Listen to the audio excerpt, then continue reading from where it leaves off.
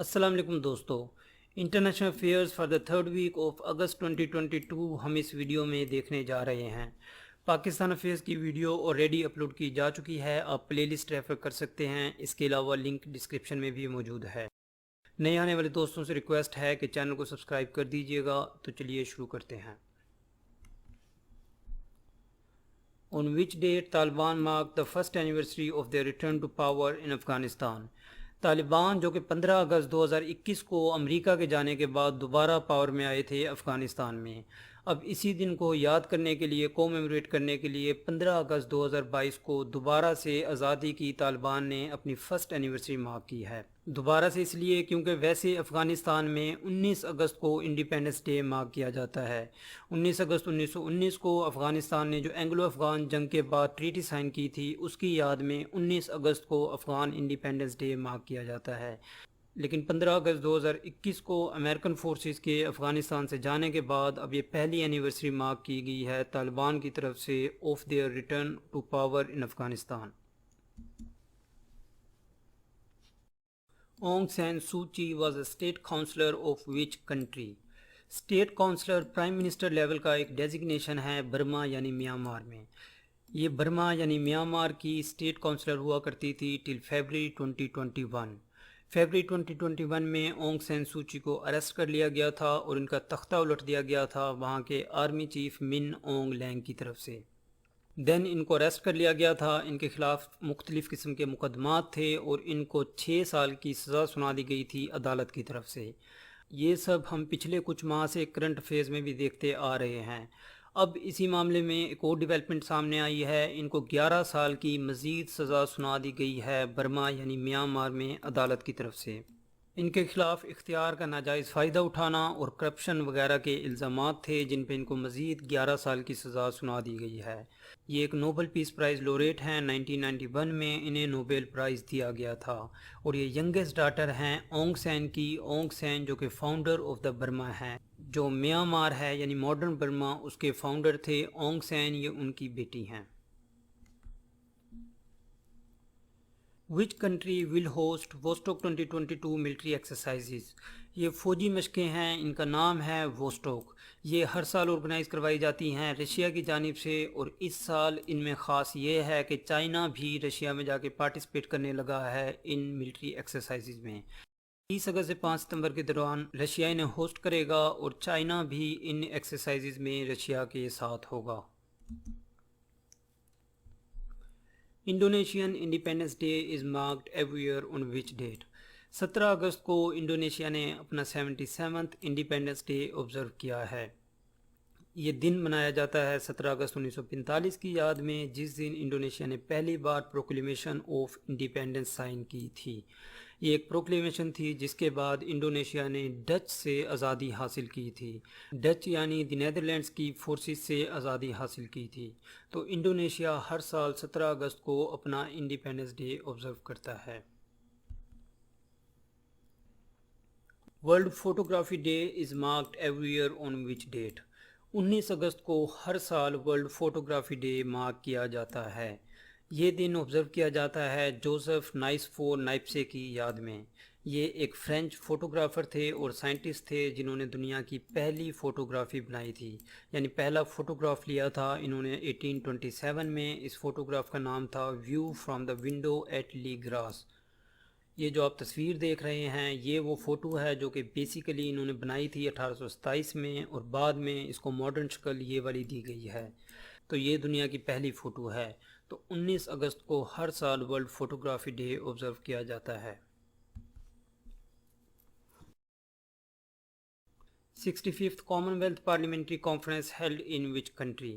Common wealth parliamentary conference کی 65th سمٹ ہونے جا رہی ہے کینیڈا میں۔ کینیڈا کی جو اسٹیٹ ہے ہیلیفیکس، وہاں پہ 20 اگست سے 26 اگست کے دوران یہ کانفرنس ہیلڈ کروائی جاتی ہے سی پی اے کی جانب سے۔ سی پی اے یعنی دی کامن ویلتھ پارلیمنٹری ایسوسی ایشن۔ یہ ایک آرگنائزیشن ہے جو کہ دنیا میں ڈیموکریسی اینڈ ہیومن رائٹس کے حوالے سے چیزوں کو دیکھتی ہے۔ تو 65th common wealth parliamentary conference Halifax Canada میں اگست 20 سے 26 کے دوران آرگنائز کروائی جا رہی ہے۔ which is the first ever spacecraft of NASA which could be tracked by general public in real time. اوریون یہ ایک ناسا کا اسپیس کرافٹ ہے جسے عام عوام کے لیے، عام پبلک کے لیے پہلی بار ٹریک کرنے کی سہولت دی گئی ہے.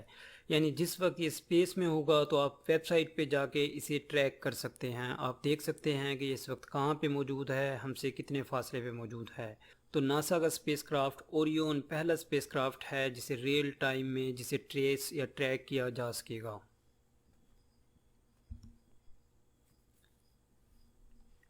Which country has recently exited from European Union so-called Enhanced Surveillance Framework؟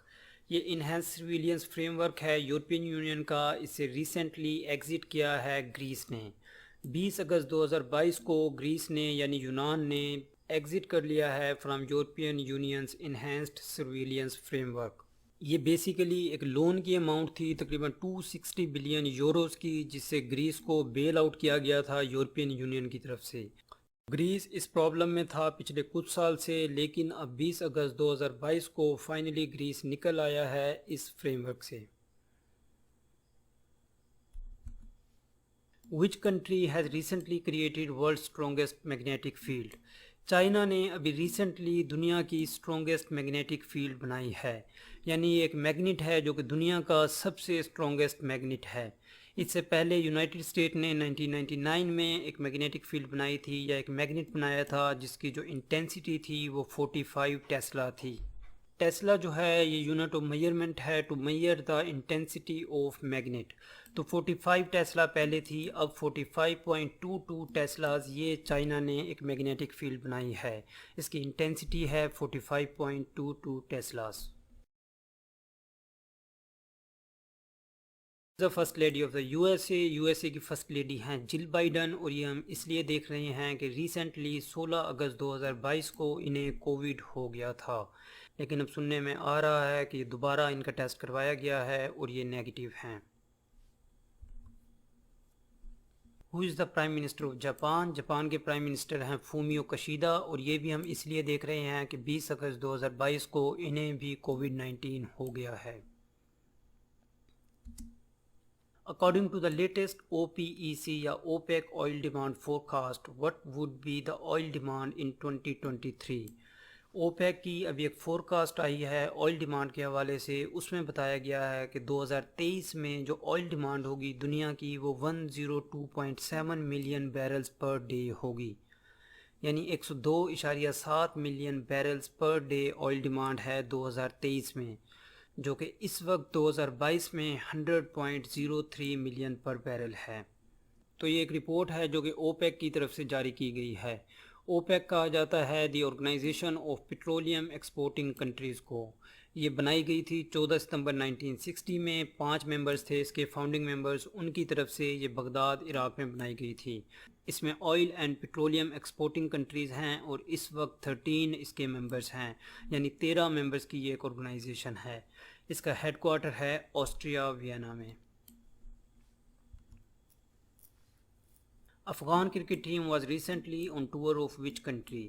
یہ اب سپورٹس ریلیٹڈ کوشچن سٹارٹ ہو گئے ہیں. افغان کرکٹ ٹیم ابھی ریسنٹلی آئرلینڈ کے وزٹ پر تھی. 9 اگست سے 17 اگست کے درمیان 5 T20 میچز ہوئی ہیں افغانستان اور آئرلینڈ کی ٹیمز کے درمیان. آئرلینڈ نے یہ سیریز جیت لی ہے 3-2 سے. New Zealand versus West Indies series was won by which team? یہ بھی ابھی ایک سیریز ہوئی ہے. نیوزی لینڈ نے ٹور کیا ہے ویسٹ انڈیز کا. 10 اگست سے 21 اگست کے دوران یہ سیریز کھیلی گئی ہے. اس میں 3 ODIs یعنی ون ڈے انٹرنیشنلز اور 3 T20 میچز کھیلے گئے تھے. یہ دونوں سیریز T20 بھی اور ODI بھی نیوزی لینڈ نے 2-1 سے جیت لی ہیں. اسی طرح انڈیا نے بھی وزٹ کیا ہے. کون سی کنٹری کا؟ انڈیا بھی ریسنٹلی زمبابوے میں موجود تھی، یعنی انڈین کرکٹ ٹیم. 18 اگست سے 22 اگست کے دوران 3 ODIs کھیلے گئے ہیں زمبابوے اور انڈیا کے درمیان، اور انڈیا نے یہ سیریز 3-0 سے جیت لی ہے. تو یہ تھے دوستو current affairs for the 3rd week of August 2022. Pakistan affairs کی ویڈیو الگ سے اپلوڈ کی جا چکی ہے، آپ پلے لسٹ ریفر کر سکتے ہیں. یہ وہ تمام پلیٹ فارمز ہیں جہاں آپ مجھے جوائن کر سکتے ہیں. چینل آئی ہوپ آپ نے سبسکرائب کر دیا ہوگا. ویڈیو کو اینڈ تک دیکھنے کا شکریہ. ملتے ہیں اگلی ویڈیو میں.